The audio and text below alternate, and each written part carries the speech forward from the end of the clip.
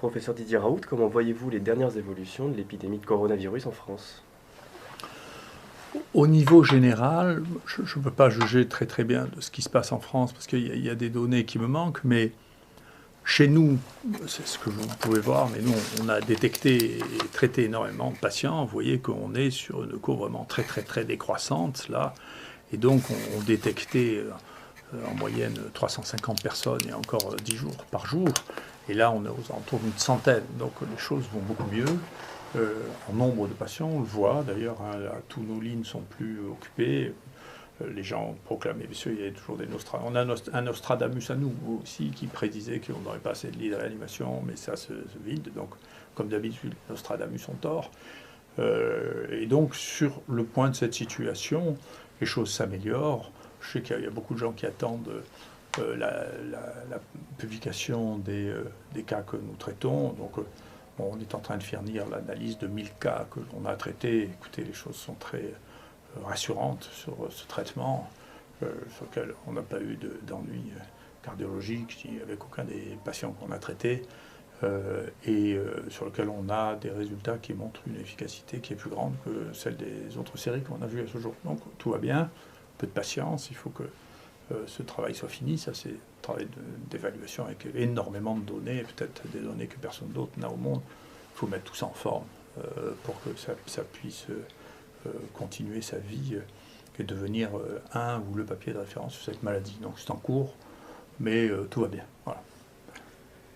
Que pensez-vous de la situation dans les EHPAD? On a vu hier que beaucoup d'EHPAD étaient touchés par l'épidémie. Je suis inquiet parce que, si vous voulez, je ne suis pas très convaincu par la stratégie du confinement aveugle, c'est-à-dire de mettre ensemble des gens comme sur le Diamond Creek, sur le bateau, qui sont négatifs et des gens qui sont positifs ensemble. Ça se termine souvent qu'à la fin parce que tout le monde est positif. Et on se pose la question de savoir s'il ne va pas se passer la même chose dans les EHPAD, c'est-à-dire on met la population cible la plus sensible. Hein. On voit, nous, dans l'étude que l'on a, que les gens qui meurent sont des gens qui ont en moyenne 85 ans. Hein. Donc c'est pas vrai que c'est une maladie qui tue plus les jeunes que la grippe, par exemple. En tout cas, nous, on ne voit pas ça du tout. Hein. Mais donc la vraie cible, si vous voulez, de la mort pour cette maladie, c'est justement les gens des EHPAD.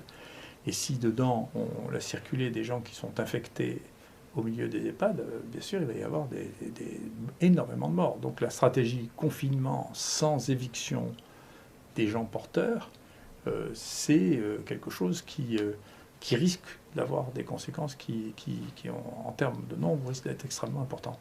Et donc moi, je reste, si vous voulez, j'ai pensé la même chose, je ne change pas.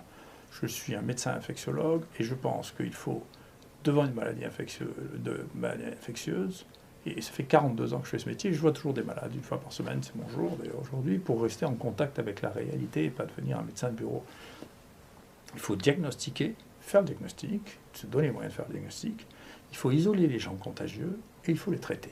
Donc je pense que c'est ça qu'il faut faire, c'est ça que je fais, je pense que c'est ça qu'il faut faire parce que c'est la base de notre métier. Donc je pense qu'il est temps encore, je pense que les choses évoluent petit à petit vers cette situation. On a vu que c'est ce qui se passe en Italie, en Espagne, où ils ont commencé à tester de manière massive et à traiter, et on voit les courbes s'infléchir très rapidement, et en Italie, et en Espagne.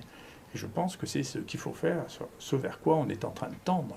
En tout cas, je l'espère de tout mon cœur. Que pensez-vous de la polémique actuelle sur le traitement? Sur quels aspects se cristallise-t-elle? Je reconnais que j'ai mis longtemps à comprendre parce que pour moi c'est très simple, encore une fois. Vous savez, il y a une maladie qui arrive, on ne la connaît pas, les seuls qui la connaissent sont les Chinois. On connaît la sensibilité du virus à un certain nombre de produits quand on les teste. Dans ces produits, il y a des molécules nouvelles qu'on ne connaît pas, dont on ne connaît pas la toxicité en réalité. Et il y a des molécules anciennes qu'on connaît très bien, qui ont été prescrites à des milliards de fois, si vous voulez. Les gens qui sont les sachants, c'est-à-dire en pratique les Chinois, puis les Coréens, qui ont eu la première vague, ont traité ça en utilisant ce produit que tout le monde connaît très bien. Et ils disent, écoutez, ça marche.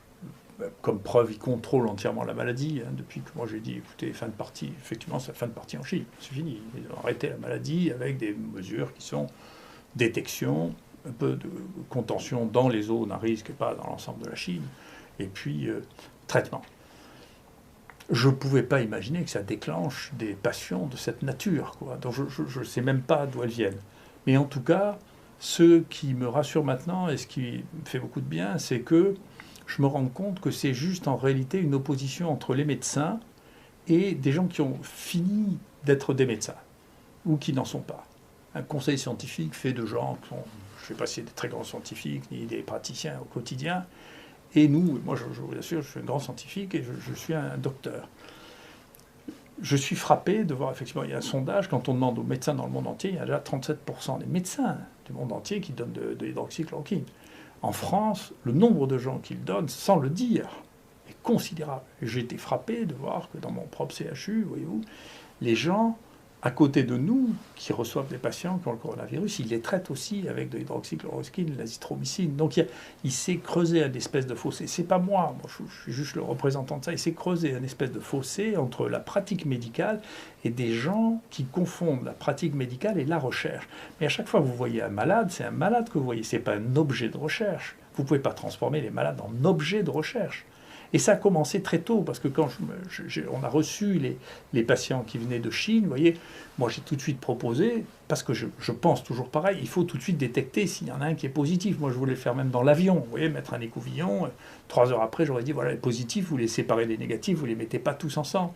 Eh bien on m'a dit, mais pas du tout, ça, de faire un écouvillon pour savoir si quelqu'un est contagieux, c'est de la recherche.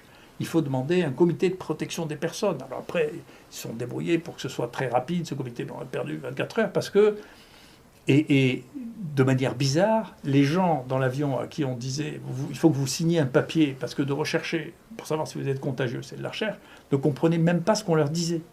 Donc vous voyez, il y a des gens qui sont devenus fous avec la méthode, avec le fait que tout est de la recherche, qui est déconnecté du fait qu'on doit savoir si les gens sont porteurs ou pas porteurs. C'est pas de la recherche, c'est de la pratique des épidémies.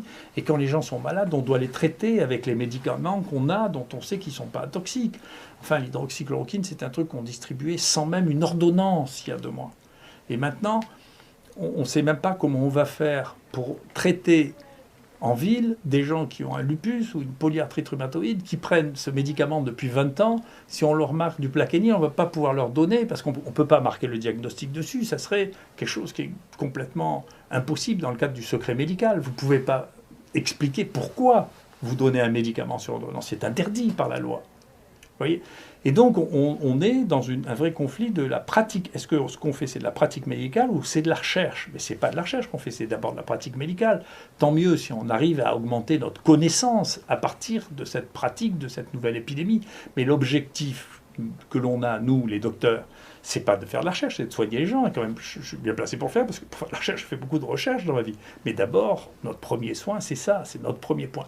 Et moi, je regrette qu'il n'y ait pas d'intervention très solennelle, comme il y a de plus en plus de mes collègues anciens, respectables, le professeur Maranaki, qui a dirigé la NSM, l'ancien président de la Haute Autorité de Santé. Et moi, je voudrais bien que le Conseil de l'Ordre, dont c'est la responsabilité, se prononce sur cette question de la limitation de la capacité des médecins à juger par eux-mêmes de la thérapeutique qu'il est capable de donner avec des molécules qui sont aussi anciennes, aussi connues et aussi faciles à utiliser, sur leur interdiction de prescription. C'est une atteinte très profonde à la base de notre métier, qui est de prescrire, en fonction de notre niveau de connaissance, le meilleur traitement possible aux malades que nous avons en face de nous. C'est la base même de la pratique médicale, et en particulier, les gens sont devenus fous. D'ailleurs, on était en face de médicaments le plus dangereux du monde. Il y a 2 milliards de gens qui ont fait ça. Vous n'imaginez pas que tous les gens qui partaient en Afrique à qui on donnait de la chloroquine, on leur faisait un électrocardiogramme, on les prévenait qu'ils allaient avoir une torsade de pointe. Enfin, c'est complètement fou. Donc on est devenu fou parce que c'est des gens qui ne font pas de médecine, qui parlent de médecine. La médecine, c'est de pratiquer le soin au quotidien à des gens qui sont malades et on leur donne un traitement. On ne leur dit pas rentrez chez vous et si vous n'arrivez plus à respirer, venez à l'hôpital. C'est pas ça la médecine. Voilà. Et donc, je suis content parce que j'avais un sentiment d'étrangeté parce que tout le monde dit que c'est moi qui fais ça, mais c'est pas moi, c'est les médecins qui font ça. Et donc, je suis content de voir que les autres médecins font comme moi parce qu'ils sont raisonnables. Voilà.